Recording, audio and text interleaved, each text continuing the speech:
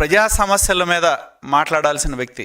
అధికారంలో ఉన్నప్పుడు సంఖ్యాబలాన్ని బట్టి పార్టీలు అధికారంలోకి వస్తాయి.